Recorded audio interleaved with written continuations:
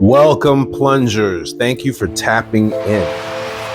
This right here is the 2020 Porsche Taycan Turbo, or Taycan, however you want to pronounce it. Turbo. One thing I don't understand is why it's called a turbo, because there are no turbos in it. From what I understand, it's an electric car. How do you apply turbos to an electric vehicle? But that's neither here nor there. We're here to talk about why this car is so hated. Well, first of all, it is the single most re-gifted car in the game, period. This car might be the most popular car in the game. At any given moment, you could have at least 3 of these in your garage. The one you bought when you first saw it and went out and purchased it. The one of several you got from wheel spins. The one you got from events, seasonal events, or the one somebody randomly gifted you. Well, I guess that's 4. But you get what I'm saying. At the peak, I had about 10 of these cars myself. I went into my garage and I was dumbfounded. I was like, what am I doing with all of these cars? I'll have to admit, I re-gifted a couple myself, and if you got it, I apologize because I did not apply the tuning to those. But to the ones that I did apply a tuning to and gifted, you're welcome, because if you drove it, you'll know exactly what I'm about to say. This car has become a bane of everybody's existence, first of all. The dread of going to a gift drop and seeing this car turn up is palpable. Nobody wants to get this car at a gift drop. Nobody wants to waste their time driving all the way to a gift drop, least of all the one in the mountains, and see this car being gifted to them as a joke. As a joke, because that's what it is. It's become a running joke, and people are re-gifting them, I guess, to troll people, but not me. When I was getting rid of them, before I finally deleted the second to last one, I was like, all right, let me go out and test this thing out and see what it's all about and drive it. First of all, the tuning is very hard to dial in. It wasn't an easy thing to do, but I did finally get it dialed in. I guess it wasn't hard because I have a baseline tuning that I go for, and then I tweak it from there with driving. And this car went far away from that. I had to pretty much retune it. It wasn't just tweaking it. Some of the values were skewed far beyond where I initially had them. But once I got it dialed in, man, listen, this is one of the best cars in the game. The surface doesn't matter.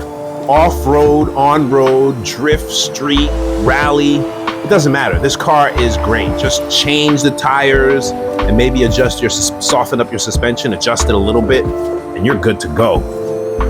This car, I'm gonna keep saying this car, the Porsche Taycan Turbo, is elite if you take your time and spend some time with it. It needs a wing.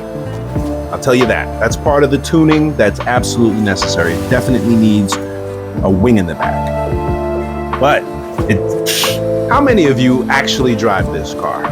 I'm really asking.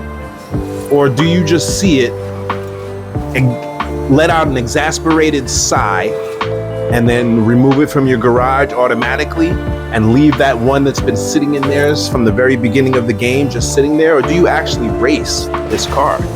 Do you go out and drift with it? Because it's an excellent drift car. And it doesn't even matter what wheels you put on it. It's an electric car, so it's got the torque to spin the wheels, regardless of the wheels that you put on it. Slicks, drag, off-road, the wheels are gonna spin, you're gonna go sideways. On top of that, it's got gears. It's got 2 gears. So you're coming down from 250 miles per hour. 250, by the way, is the minimum speed limit for me to consider a car elite. So that's it. It barely makes elite status as far as an S2 is concerned.